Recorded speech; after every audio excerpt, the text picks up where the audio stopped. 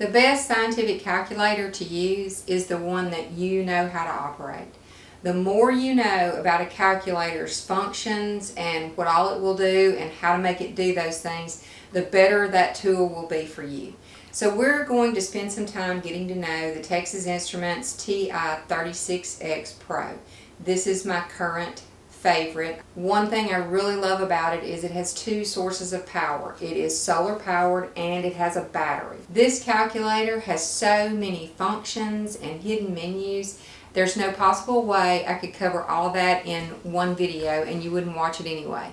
So I'm going to break this up into little tiny segments and make a whole playlist just about this calculator. Now I recommend that you watch the playlist ahead of time and get familiar with your calculator, what it can, what it cannot do, and how to make it do those things. So we're going to start simple and work our way up. So let's go have a look at the calculator. One way that calculators differ is in how they deal with the order of operations, the PEMDAS. These two problems have entirely different answers. If you get this problem and you think, oh, I don't feel like taking the time to punch those parentheses in, your calculator may do it correctly or it may not. Take the time to put your parentheses in if they're given to you. So we would want to hit these two buttons right here are your left and right parenthesis. So we're going to hit left parenthesis 2 plus 5, close parenthesis 7, and hit the enter button. So you get the answer 49. Now let's see what happens if I leave the parentheses out. If I just push 2 plus 5 times 7, enter, I get 37. So you see the difference that parentheses make. The negative sign is another place that a lot of calculators are different. On this calculator you have a button right down here, the very bottom, that has a minus with parentheses around it. That is your negative number button. Some calculators you can hit the minus and it makes it a negative as well. This one will not. So you're going to have to use this button when you mean negative. So for this problem right here, 6 plus negative 2, you're going to hit 6 plus, hit the negative button, 2, enter. And that will give you positive 4. Now let's look at this one where the negative's in front. You still put it in just like you see the problem. Negative 6 plus 2 equals negative 4. And that may seem not very important, but the calculator I had before this one, you had to press the negative sign after the number. And it was also a Texas Instrument. So that's what I'm getting at. You just need to know how your calculator operates. Believe it or not, one of my favorite things about a calculator is being able to do fractions on them. So let me show you how to input a fraction into the calculator. This button right here with a little square over a square, that's your fraction button. So let's look at this problem, 1/3 plus 2/7. And the way we're going to do that is hit your fraction button. Now, you see on your screen you have a square over a square and the top square is blinking. The way you transfer from square to square is using this scroll dial here. If I push down, see? So my top number is 1. I'm going to push 1. Now I'm ready to enter the denominator. If you had 2 digits, you would just go ahead and keep going. I'm going to hit down 3.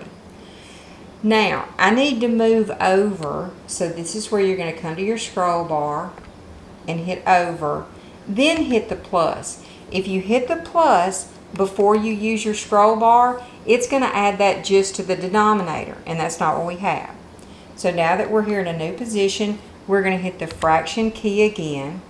Our numerator is 2. I'm going to scroll down, hit 7. Now I'm going to scroll over and enter. This gives me 13 over 21. Now should you desire to have that in decimal format, what you're going to do is hit this button right up above the enter. You see the wavy lines? That's going to change it to a decimal. Okay? and you can toggle back and forth. It will go back and forth from decimal to fraction all day long. Now let's look at a mixed number. It's a little bit different, but not much.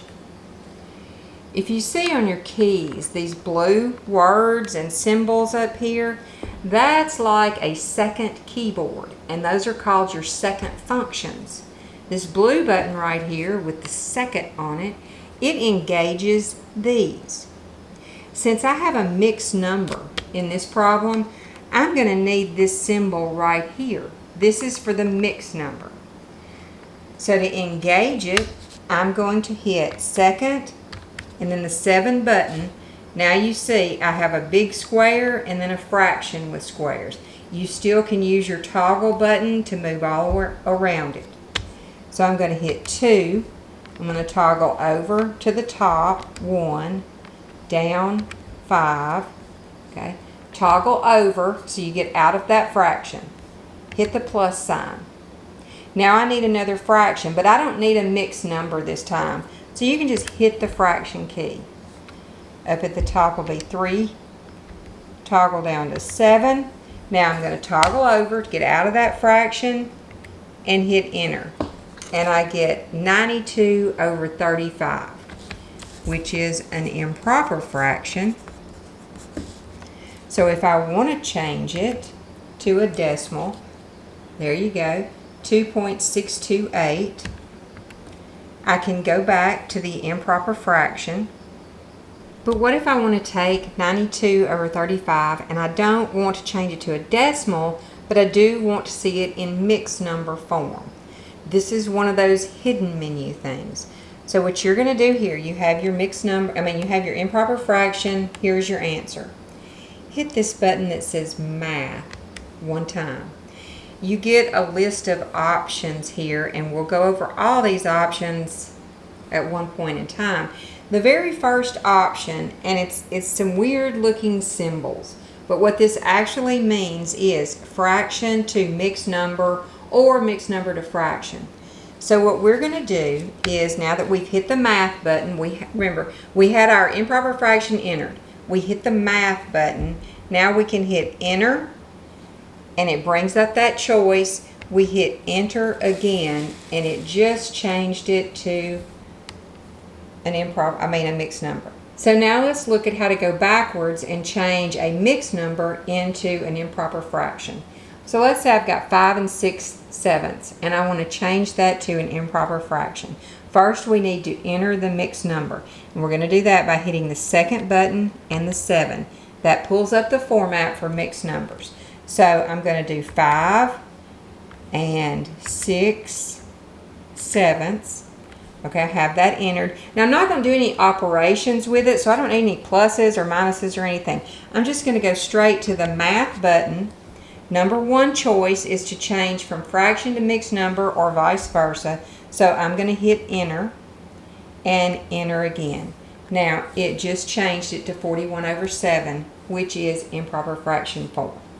A couple of other little short fraction things. One of the handiest things to do is being able to reduce a fraction to lowest terms, or even tell if it's already in lowest terms.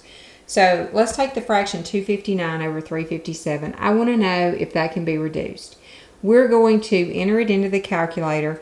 Now previously we pushed the fraction button and we put the numerator and then the denominator, but it also works if you have a fraction. You can just push in the numerator, then hit the fraction button, and it automatically makes that your numerator.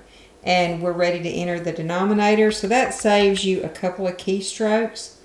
Then I'm going to go over, toggle over, and just hit the enter button. See? It reduced it down. All I had to do was press enter, and it reduced this down to lowest terms. One last thing is a complex fraction. So let's say I have 2/3 over, 5/7. Okay? Let's look at how we would enter this in the calculator. So let's start with our fraction button. And we have the fraction blinking. Look at what happens if you hit the fraction button again.